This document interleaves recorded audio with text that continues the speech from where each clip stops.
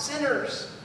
We have gone our own way. We have worshipped our own idols. We have disobeyed God and we have rebelled against Him.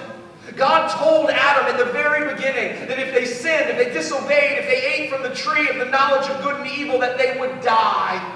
Romans chapter 6 verse 23 makes it clear the wages of sin is death. Jesus told Nicodemus in John chapter 3, we are already condemned. Our actions are deserving of God's wrath. Israel deserved to be consumed, but so do we. It's important that we recognize that God's anger was justified. When He spoke to Moses, He was speaking the truth of what Israel deserved. We have to stop calling sin a mistake.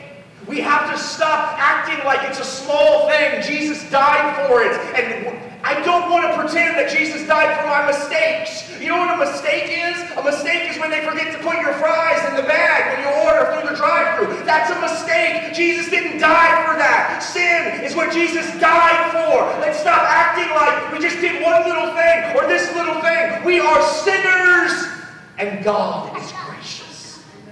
Because when we shrink sin, we also shrink grace. If my sin isn't that bad, then His gift wasn't that good.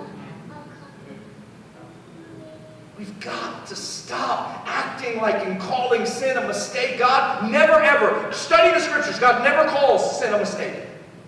He doesn't. When Moses struck the rock, instead of speaking to it, God didn't say, Moses, you made a mistake. God said, you didn't trust me and you didn't glorify me. We want it to be smaller than it is.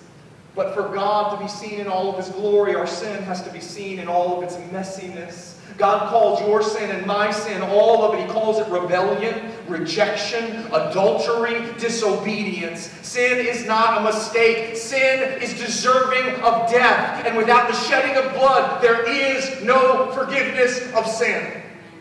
We have to stop because we paint God as angry when we don't understand that His wrath is justified.